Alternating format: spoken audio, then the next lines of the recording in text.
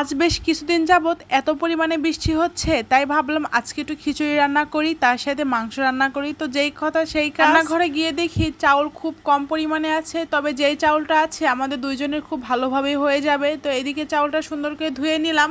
আর পোলাও চাল কিন্তু একটু ভিজিয়ে রাখলে অনেক বেশি ভালো লাগে, খিচুড়িটাও কিন্তু একদম ঝরঝরা হয়। আপনারা যাই বলেন আর তাই বলেন, পোলাও চালের খিচুড়ি কিন্তু অনেক বেশি ভালো হয়। বাসমতি চাল, আদার্স অন্যান্য চালের থেকে পোলাও চালের খিচুড়ি কিন্তু একদম পারফেক্ট হয়।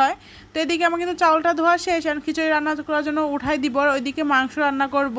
আমি কিন্তু খিচুড়ি খুব ভালো করে রান্না করতে পারি, কারণ খিচুড়ি আমার অনেক বেশি পছন্দ। আমার কিন্তু খিচুড়ি অনেক বেশি ভালো লাগে। তো এদিকে আমি মরিচ বাটা দিয়ে দিয়েছিলাম। আপনারা ভিডিওতে কম বেশি দেখেছেন, আমি কিন্তু পরশুদিন মরিচটা খুব ব্লিন্ডার করে রেখে দিয়েছিলাম, সেই মরিচটাই দিয়ে দিয়েছি। কাঁচামরিচ দিলে কিন্তু অনেক বেশি মজা লাগে যে কোনো তরকারি বা কোনো কিছুতে। আর আমি শুকনো মরিচ খাওয়ার খুব কম চেষ্টা করি, কারণ আমার বর শুকনো মরিচ একদমই খেতে চায় না। এদিকে কিন্তু আমি বিরিয়ানির মশলাটা দিয়ে দিয়েছি। আর খিচুড়ির মধ্যে বিরিয়ানির মশলা মনে হয় আমি প্রথম দিলাম, মানে একটা বিরিয়ানির গন্ধ আসে, তো ওটা অনেক বেশি ভালো লাগে। আর আমার তো বিরিয়ানি এমনিতে অনেক বেশি ভালো লাগে, যে কোনো বিরিয়ানি হোক। তো মশলাটা অনেক সুন্দর করে কষিয়ে নিয়েছি, তেলটা উপরে উঠে এসেছে। খিচুড়ির চাউলটা আমি দিয়ে দিব। এখানে ডাউল দিয়ে দিয়েছি, মানে খিচুড়ি 3 ভাগের 1 ভাগ ডাউল দিয়েছি। এভাবে ডাউল দিলে কিন্তু একদম পারফেক্ট খিচুড়ি হয়। তো এদিকে আমি আবার পানি গরম করতে দিয়ে দিলাম খিচুড়িতে দেওয়ার জন্য। এদিকে আমি খিচুড়িটা একদম ঝরঝরা করে ভেজে নিয়েছি, একদম পুরা করে। এখন পানি দিয়ে দিচ্ছি। আমি কিন্তু খিচুড়ি এভাবেই রান্না করি, যদি পাতিলে রান্না করি। আমি বেশিরভাগ প্রেসার কুকারে রান্না করি, আজকাল প্রেসার কুকারে রান্না করি না, তো সবসময় এরকম ঝরঝরা হয় না, তার জন্য। তো যাই হোক, এদিকে কিন্তু পানি দিয়ে দিয়েছি। তো খিচুড়িটা এদিকে হতে থাক, ওইদিকে আমি মাংসটা রান্না করে নিই। আজকে মূলত মুরগির মাংস রান্না করব। আমার তো মুরগির মাংস অনেক বেশি ভালো লাগে, বিশেষ করে ব্রয়লার মুরগির মাংস। এদিকে পেঁয়াজ দিয়ে দিয়েছি। আর আমি কিন্তু ব্রয়লার মুরগি একটু স্পেশাল করে রান্না করি। আমার মাংস কালার দেখলে আপনারা বুঝতে পারবেন। আমি ব্রয়লার মুরগি এত সুন্দর করে রান্না করতে পারি, কি বলবো, অনেক সুন্দর করে রান্না করতে পারি, খেতেও কিন্তু অনেক বেশি মজা হয়।